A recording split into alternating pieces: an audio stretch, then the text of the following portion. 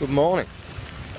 One of the most informative books I read is called The Tipping Point by Malcolm Gladwell.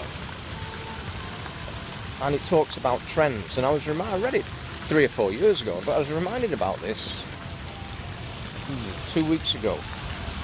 I went to see a friend in Brooklyn, and then I was going to see another friend. So, as I love walking, I just decided to go for a walk. And what I walked through was probably 2 miles of an orthodox area.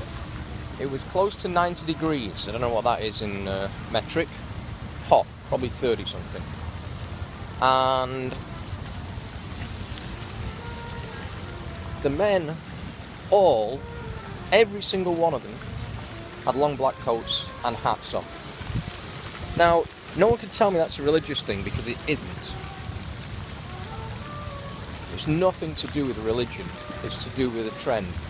And it comes from somebody, somewhere, that created a tipping point. It created enough people following how he was dressed that it became a trend. The same way with the saggy-ass pants falling down. Some fuckwit somewhere, probably in a jail selling his services, decided that was a good look. And as a result, you've got all these sheep walking around with their pants half down. And this applies to all kinds of things.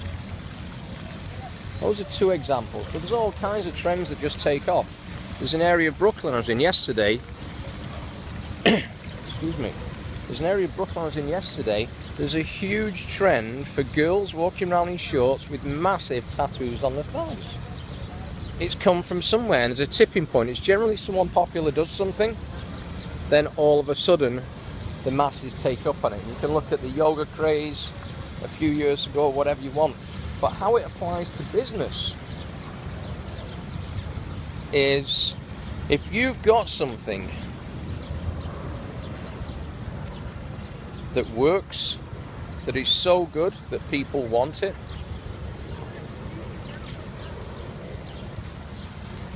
what you then have to do is get it in front of the right people. And this goes back to many other videos I've made about connecting, because you could put it in front of 1,000 of the wrong people and nothing will happen.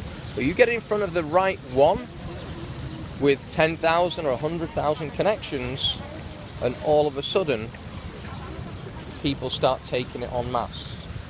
And we can relate this to, in the UK, Twitter boomed when an actor called, more than an actor, genius guy, called Stephen Fry, mentioned it on a TV show that he started using Twitter. All of a sudden, boom, Twitter took off. So it's not about what you've got, it's about getting it in front of the right person.